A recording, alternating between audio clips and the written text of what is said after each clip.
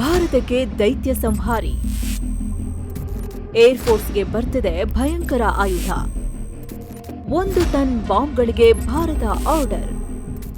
ಸ್ನೇಹಿತರೆ, ಭಾರತ ಈಗ ಮತ್ತೊಂದು ದೊಡ್ಡ ಹೆಜ್ಜೆ ಇಡ್ತಾ ಇದೆ. ಶತ್ರುಗಳ ಸೇನಾ ನೆಲೆಗಳು, ಕಾಂಕ್ರೀಟ್ನ ಬೃಹತ್ ಬಂಕರ್ಗಳು, ಒಂದೆಡೆ ಏರ್ ಬೇಸ್, ಇನ್ನೊಂದ್ ಕಡೆ ನೇವಿ ಬೇಸ್, ಇವೆಲ್ಲವನ್ನ ಒಂದೇ ಏಟ್ಗೆ ಧ್ವಂಸ ಮಾಡುವಂಥ ಪವರ್ಫುಲ್ ಆಯುಧದ ಮೇಲೆ ಭಾರತ ಕಣ್ ಹಾಕಿದೆ. ಒಂದಲ್ಲ ಎರಡಲ್ಲ ಬರೋಬ್ಬರಿ 1,000 ಕೆಜಿ ಅಂದ್ರೆ ಒಂದು ಸಣ್ಣ ಕಾರಿನಷ್ಟು ತೂಕ ಇರೋ ಬಾಂಬ್ ಅನ್ನ ಈಗ ಭಾರತ ತರಿಸಿಕೊಳ್ತಿದೆ.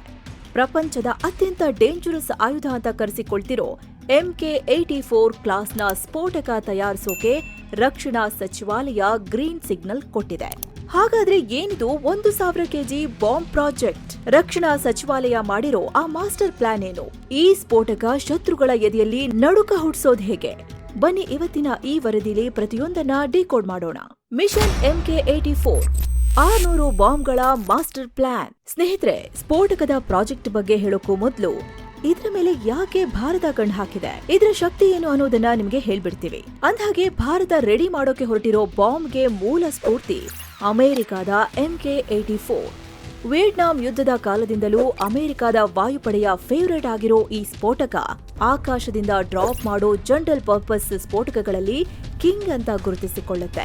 ಇದನ್ನ ಬೀಸ್ಟ್ ಅಥವಾ ರಾಕ್ಷಸ ಅಂತಲೇ ಕರೀತಾರೆ. ಕಾರಣ ಇದರ 1000 ಕೆಜಿ ತೂಕದಲ್ಲಿ ಬರೋಬ್ಬರಿ 45% ಭಾಗ ಬರೀ ಸ್ಫೋಟಕಗಳೇ ತುಂಬಿರುತ್ತೆ. ಇದು ನೆಲಕ್ಕೆ ಬಿದ್ದು ಸಿಡಿದಾಗ ಮುಖ್ಯವಾಗಿ 3 ರೀತಿಯ ವಿನಾಶ ಸೃಷ್ಟಿಯಾಗುತ್ತೆ. ಮೊದಲನೇದು HB ಎಫೆಕ್ಟ್, ಅಂದ್ರೆ ಸ್ಫೋಟಕ ಸಿಡಿದ ತಕ್ಷಣ ಹುಟ್ಟಿಕೊಳ್ಳೋ ಭೀಕರ ಶಾಕ್ ವೇವ್. ಇದು ಸುತ್ತಮುತ್ತಲಿನ ಬಿಲ್ಡಿಂಗ್ ಗಳನ್ನ ಬುಡಸಮೇತ ಉರುಳಿಸಿ ಬಿಡುತ್ತೆ. ಎರಡನೇದು ಪೀಕ್ ಓವರ್ ಪ್ರೆಷರ್, ಅಂದ್ರೆ ಸ್ಫೋಟಕ ಬಿದ್ದ ಜಾಗದಲ್ಲಿ ಗಾಳಿಯ ಒತ್ತಡ ಎಷ್ಟು ಅಪಾಯಕಾರಿಯಾಗಿ ಬದಲಾಗುತ್ತೆ ಅಂದ್ರೆ ಬೆಂಕಿ ತಾಗದೇ ಇದ್ರೂ ಕೇವಲ ಆ ಪ್ರೆಷರ್ಗೆನೆ ಮನುಷ್ಯರ ಉಸಿರು ಕಟ್ಟು ಹೋಗುತ್ತೆ. ಕಟ್ಟಡಗಳ ಗೋಡೆಗಳು ತಾವಾಗೆ ಒಡೆದು ಚೂರಾಗುತ್ತೆ. ಬಂಕರ್ ಒಳಗೆ ಅಡಗಿ ಕೂತಿದ್ರು ಅವರಿಗೆ ಉಳಿಗಾಲ ಇಲ್ಲ.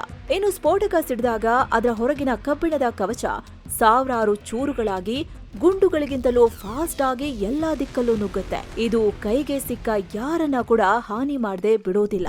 ಮುಂದಿನ ವಿಚಾರಕ್ಕೆ ಹೋಗೋದಕ್ಕೂ ಮುನ್ನ ನಿಮಗೊಂದು ಚಿಕ್ಕ ಮಾಹಿತಿ. ನೀವು ಮಸ್ತ್ ಮಗ ಚಾನೆಲ್ ಜಾಯ್ನ್ ಆಗೋದ್ರಿಂದ ಎಕ್ಸ್ಕ್ಲೂಸಿವ್ ಆಗಿರೋ ಮೆಂಬರ್ಸ್ ಓನ್ಲಿ ವಿಡಿಯೋಸ್ ನೋಡಬಹುದು. ಜೊತೆಗೆ ನಮ್ಮ ಈ ಕೆಲ್ಸಕ್ಕೂ ನೀವು ಬೆಂಬಲ ಕೊಟ್ಟ ಹಾಗಾಗತ್ತೆ. ಆಸಕ್ತರು ಖಂಡಿತ ಕನ್ಸಿಡರ್ ಮಾಡಬಹುದು. ಬನ್ನಿ ಈಗ ವರದಿ ಕಂಟಿನ್ಯೂ ಮಾಡೋಣ. ಹಾಗೆ ಇದರ ಮತ್ತೊಂದು ಅತಿ ದೊಡ್ಡ ಸ್ಪೆಷಾಲಿಟಿ ಅಂದ್ರೆ ಯೂನಿವರ್ಸಲ್ ಕಂಪ್ಯಾಟಿಬಿಲಿಟಿ. ಅಂದ್ರೆ ನಮ್ಮ ಹತ್ರ ಇರೋ ರಷ್ಯಾ ಮೂಲದ ಸುಖೋಯ್, ಫ್ರಾನ್ಸ್ನಿಂದ ತಂದಿರೋ ರಫೇಲ್ ಅಥವಾ ಮಿರಾಜ್ ಎಲ್ಲದಕ್ಕೂ ಇದು ಪರ್ಫೆಕ್ಟ್ ಆಗಿ ಫಿಟ್ ಆಗತ್ತೆ. ಇದರ ಜೊತೆಗೆ ಟೇಲ್ ಯೂನಿಟ್ ಕೂಡ ಮಾಡ್ತಿದ್ದಾರೆ. ಟೇಲ್ ಯೂನಿಟ್ ಅಂದ್ರೆ ಸ್ಫೋಟಕದ ಹಿಂಭಾಗದಲ್ಲಿರೋ ರೆಕ್ಕೆಗಳು. ಇದು ಗುರಿ ಕಡೆ ಬೀಳೋವಾಗ ಅದನ್ನ ಕಂಟ್ರೋಲ್ ಮಾಡಿ ಬ್ಯಾಲೆನ್ಸ್ ಕೊಡುತ್ತೆ. ಇಂಥ ಭಯಾನಕ ಫೀಚರ್ಸ್ ಇರೋ ಸ್ಫೋಟಕ ತಯಾರಿಸೋಕೆ ಭಾರತ ಮುಂದಾಗಿದೆ. ಇದಕ್ಕಾಗಿ ಸರ್ಕಾರ ನಮ್ಮದೇ ದೇಶದ ಪ್ರೈವೇಟ್ ಕಂಪನಿಗಳಿಗೆ ಎಕ್ಸ್ಪ್ರೆಷನ್ ಆಫ್ ಇಂಟ್ರೆಸ್ಟ್ ಆಫರ್ ಕೊಟ್ಟಿದೆ.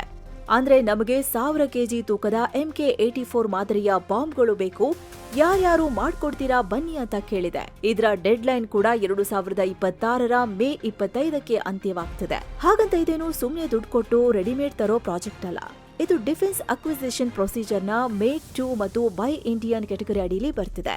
ಅಂದ್ರೆ ಇದನ್ನ ಡಿಸೈಡ್ ಮಾಡೋದು, ಡೆವಲಪ್ ಮಾಡೋದು, ಮ್ಯಾನುಫ್ಯಾಕ್ಚರ್ ಮಾಡೋದು ಎಲ್ಲವೂ ಭಾರತದಲ್ಲೇ ಆಗ್ಬೇಕು. ಅದರಲ್ಲೂ ಕನಿಷ್ಠ 50% ಬಿಡಿಭಾಗಗಳು ಲೋಕಲ್ ಆಗಿರ್ಲೇಬೇಕು ಅಂತ ಸರ್ಕಾರ ಹೇಳಿದೆ. ಇನ್ನೊಂದು ವಿಚಾರ ಅಂದ್ರೆ ಇಲ್ಲಿ ಗವರ್ಮೆಂಟ್ ಮೊದಲೇ ದುಡ್ಡು ಕೊಡಲ್ಲ. ಕಂಪನಿಗಳೇ ತಮ್ಮದೇ ರಿಸ್ಕ್ ತಗೊಂಡು ರಿಸರ್ಚ್ ಮಾಡಬೇಕು. ಒಂದ್ ವೇಳೆ ಬಾಂಬ್ ತಯಾರಿ ಸಕ್ಸಸ್ ಆದ್ರೆ ಆಮೇಲೆ ಅವರಿಗೆ ಭಾರಿ ದೊಡ್ಡ ಕಾಂಟ್ರಾಕ್ಟ್ ಸಿಗುತ್ತೆ. ಈ ಮೆಗಾ ಪ್ರಾಜೆಕ್ಟ್ ನ ಪರ್ಫೆಕ್ಟ್ ಆಗಿ ಮಾಡೋಕೆ 2 ಹಂತದಲ್ಲಿ ಪ್ಲಾನ್ ಮಾಡಿದ್ದಾರೆ. ಮೊದಲನೇ ಹಂತ ಡೆವಲಪ್ಮೆಂಟ್. ಇಲ್ಲಿ ಬರೀ 6 ಪ್ರಾಯೋಗಿಕ ಮಾದರಿಗಳನ್ನ ಅಂದ್ರೆ ಪ್ರೋಟೋಟೈಪ್ ಮಾತ್ರ ಮಾಡ್ತಾರೆ. ಇದರಲ್ಲಿ 3 ರಿಯಲ್, ಇನ್ನೂ 3 ಡಮ್ಮಿ. ಇದನ್ನ ರೆಡಿ ಮಾಡೋಕೆ ಕೊಟ್ಟಿರೋ ಟೈಮ್ 24 ತಿಂಗಳು. ಇದು ರೆಡಿ ಆದ್ಮೇಲೆ ಸಿಂಗಲ್ ಸ್ಟೇಜ್ ಕಾಂಪೋಸಿಟ್ ಟ್ರಯಲ್ಸ್ ನಡೆಯುತ್ತೆ. ಅದಾದ ನಂತರ ವಾಯುಪಡೆಗೆ ತಕ್ಕ ಹಾಗೆ ಇದರ ಕ್ವಾಲಿಟಿ ರಿಕ್ವೈರ್ಮೆಂಟ್ಸ್ ಫೈನಲ್ ಮಾಡ್ತಾರೆ. ಎರಡನೇ ಹಂತ ಟ್ರಯಲ್ಸ್ ಮತ್ತು ಪರ್ಚೇಸ್.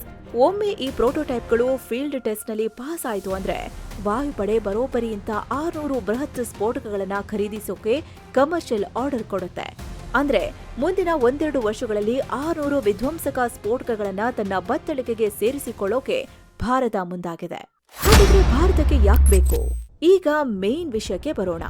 ಸಣ್ಣ ಪುಟ್ಟ ಬಂಕರ್ಸ್ ಅಥವಾ ಓಪನ್ ಗ್ರೌಂಡ್ ನಲ್ಲಿರೋ ಟಾರ್ಗೆಟ್ಸ್ ಹೊಡೆಯೋಕೆ 250 ಕೆಜಿ ಅಥವಾ 500 ಕೆಜಿ ಸ್ಫೋಟಕ ಸಾಕು.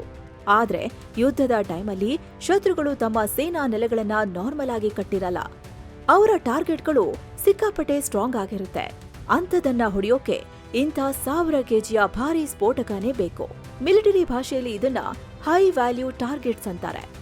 ಉದಾಹರಣೆಗೆ ಭೂಗತ ಬಂಕರ್ಗಳು, ಅಂಡರ್ ಗ್ರೌಂಡ್ ಬಂಕರ್ಸ್, ಭೂಮಿಯ ಅಡಿಭಾಗದಲ್ಲಿ ದಪ್ಪ ಕಾಂಕ್ರೀಟ್ ಹಾಕಿ ಕಟ್ಟಿರೋ ಬಂಕರ್ಗಳನ್ನ ನುಚ್ಚುನೂರು ಮಾಡೋಕೆ ಇದರ ಶಾಕ್ ವೇವ್ ಹೆಲ್ಪ್ ಮಾಡುತ್ತೆ.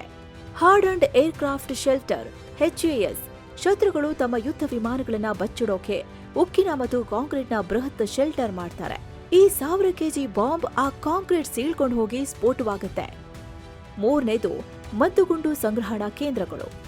ಶತ್ರುಗಳ ಶಸ್ತ್ರಾಸ್ತ್ರ ಗೋದಾಮಿನ ಮೇಲೆ ಇದೊಂದು ಸ್ಫೋಟಕ ಬಿದ್ರೆ ಅಲ್ಲಿರೋ ಅವರದ್ದೇ ಸ್ಫೋಟಕಗಳೆಲ್ಲ ಸೇರಿ ಚೈನ್ ರಿಯಾಕ್ಷನ್ ಆಗಿ ಇಡೀ ಏರಿಯಾನೇ ಕ್ಲೋಸ್ ಆಗುತ್ತೆ. ಹಾಗೆ ಶತ್ರುಗಳ ಏರ್ ಫೀಲ್ಡ್ ಅಂದ್ರೆ ರನ್ವೇಗಳು. ಈ ಸ್ಫೋಟಕ ರನ್ವೇ ಮೇಲೆ ಬಿದ್ರೆ ಬೃಹತ್ ಹಳ್ಳಗಳೇ ಸೃಷ್ಟಿಯಾಗತ್ತೆ. ಅವರ ಯಾವ ವಿಮಾನವೂ ಟೇಕ್ ಆಫ್ ಆಗೋಕೆ ಸಾಧ್ಯ ಇಲ್ಲ. ನಿಮಗೆಲ್ಲ ಆಪರೇಷನ್ ಸಿಂಧೂರ್ ನೆನಪಿರ್ಬೋದು. ಭಾರತ ನಾರ್ಮಲ್ ಮಿಸೈಲ್ಸ್ ಇಂದ ಹೊಡೆದು ಪಾಕ್ ರನ್ವೇಗಳಲ್ಲಿ ಗುಂಡಿ ಮಾಡಿತ್ತು. ಪಾಕ್ ಮೇಲೆ ಟರ್ಪಲ್ ಹಾಕೊಂಡು ಹಲವು ತಿಂಗಳು ಗುಂಡಿ ಮುಚ್ಚೋಕೆ ಹರಸಾಹಸ ಪಟ್ಟಿತ್ತು. ಆದ್ರೆ ಈಗ ಈ 1000 ಕೆಜಿ ಸ್ಫೋಟಕ ಬಿದ್ರೆ ಏನಾಗ್ಬೋದು ಒಮ್ಮೆ ಯೋಚನೆ ಮಾಡಿ. ಒಂದೆರಡಲ್ಲ, ಈ ರೀತಿ 600 ಸ್ಫೋಟಕಗಳನ್ನ ವಾಯುಪಡೆಗೆ ಸೇರ್ಸೋಕೆ ಭಾರತ ಸರ್ಕಾರ ಡಿಸೈಡ್ ಮಾಡಿದೆ. ಸದ್ಯದ ಮಾಹಿತಿ ಪ್ರಕಾರ ನಮ್ಮ DRDO ಕೂಡ ಇದಕ್ಕೆ ಹೆಲ್ಪ್ ಮಾಡ್ತಿದೆ. ಕಾರಣ ಈಗ ಮೇಲಿಂದ ಸುಮ್ನೆ ಎಸೆಯೋ ಡಮ್ ಬಾಂಬ್ ಕಾಲ ಇಲ್ಲ. ಈಗ ನಾವು ಮಾಡ್ತಿರೋ ಈ ಹೊಸ 1000 ಕೆಜಿ ಬಾಂಬ್ಗೆ GPS ಅಥವಾ ಲೇಸರ್ ಗೈಡೆನ್ಸ್ ಕಿಟ್ಸ್ ಅಳವಡಿಸಬೇಕಾಗತ್ತೆ. ಇದರಿಂದ ಮೋಡ, ಮಳೆ, ಹಗಲು, ರಾತ್ರಿ ಯಾವುದೇ ವಾತಾವರಣ ಇದ್ರೂ ಸ್ಯಾಟಲೈಟ್ ಮೂಲಕ ದಾರಿ ಹುಡ್ಕೊಂಡು ಹೋಗಿ ಶತ್ರುಗಳ ಟಾರ್ಗೆಟ್ ಅನ್ನ ಚಿಂದಿ ಮಾಡುತ್ತೆ. ಹಾಗ್ ನೋಡಿದ್ರೆ ನಮ್ಮ ಹತ್ರ ಆಲ್ರೆಡಿ ಇಂಥ ಟೆಕ್ನಾಲಜಿ ಇದೆ. ಇದೇ ಟೆಕ್ನಾಲಜಿ ಯೂಸ್ ಮಾಡಿ 2025ರ ಏಪ್ರಿಲ್ನಲ್ಲಿ 100 ಕಿಲೋಮೀಟರ್ ದೂರದ ಟಾರ್ಗೆಟ್ನ ಗೌರವ್ ಗ್ಲೈಡ್ ಬಾಂಬ್ ಮೂಲಕ ನಿಖರವಾಗಿ ಹೊಡೆದಾಕಿದ್ವಿ. ಈಗ ಅದೇ ರೇಂಜ್ನ ಗೈಡೆನ್ಸ್ ಟೆಕ್ನಾಲಜಿನ ಈ ಹೊಸ ಸ್ಫೋಟಕದಲ್ಲೂ ಅಳವಡಿಸಲಾಗುತ್ತೆ.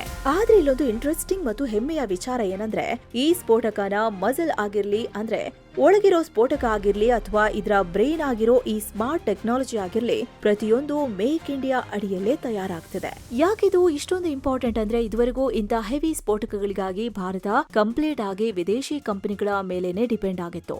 ಆದ್ರೆ ಬದಲಾಗ್ತಿರೋ ಈ ಜಾಗತಿಕ ರಾಜಕಾರಣದಲ್ಲಿ ಇಂಥ ಪ್ರಮುಖ ಆಯುಧಗಳಿಗೂ ಹೊರಗಿನವರ ಮೇಲೆ ಡಿಪೆಂಡ್ ಆಗೋದು ಸರಿಯಲ್ಲ. ಹೀಗಾಗಿ ಈ ಸಮಸ್ಯೆಗೆ ಶಾಶ್ವತವಾಗಿ ಬ್ರೇಕ್ ಹಾಕೋಕೆ ಈಗ ಈ ಮೆಗಾ ಪ್ರಾಜೆಕ್ಟ್ ನಲ್ಲಿ ಕನಿಷ್ಠ 50% ವಸ್ತುಗಳು ಇಂಡಿಯನ್ ಆಗಿರ್ಲೇಬೇಕು ಅನ್ನೋ ಸ್ಟ್ರಿಕ್ಟ್ ರೂಲ್ಸ್ ತರಲಾಗಿದೆ. ಇದರಲ್ಲಿ ಅದಾನಿ ಡಿಫೆನ್ಸ್, ಭಾರತ್ ಫೋರ್ಸ್, ಮ್ಯುನಿಷನ್ಸ್ ಇಂಡಿಯಾದ ಜೊತೆಗೆ ನಮ್ಮ ಸಾವಿರಾರು MSMEಗಳು ಅಂದ್ರೆ ಸಣ್ಣ ಕೈಗಾರಿಕೆಗಳು ಕೈ ಜೋಡಿಸುತ್ತವೆ. ಸ್ಫೋಟಕದ ಹೊರಭಾಗ, ಒಳಗಿನ powder, screw, wire, guidance chip ಎಲ್ಲವೂ ನಮ್ಮದೇ ಆಗಿರುತ್ತೆ.